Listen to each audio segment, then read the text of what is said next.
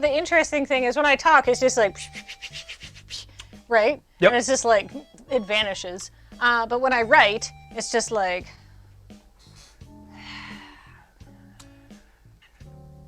Mm.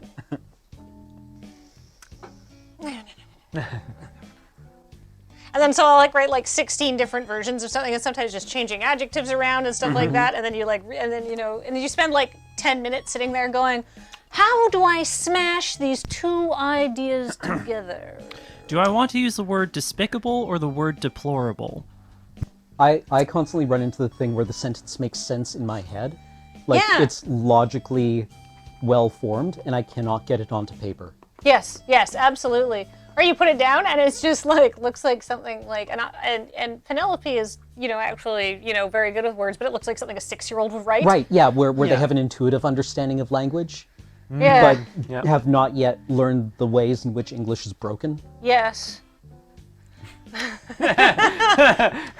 What a good gif of me. That is very nice. I love the slightly desperate look to it. I used to teach English as a foreign language, and I was asked so often, why is this like this? And the only answer I could ever give a lot of times was, 'cause. Yeah. Yep. Look, 'Cause. English is a living language because Because, it's good enough. yeah. Right? Yeah. It follows the same rules as a living thing, It was good enough. Yeah. Yep. It's a living language like the Frankenstein monster is a living creature. Well, Yep. yeah, because Just pasted together and shot with lightning. I was trying to explain like English spelling to Penelope, and she's just like, "Why is it spelled like that? It doesn't sound like that."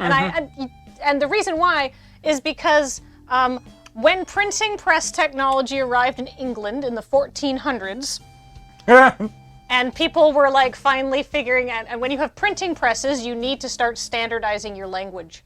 They started standardizing the language in the middle of something called the Great Vowel Shift, which is a real English phenomenon where basically the pronunciation of every vowel slid over 100 years.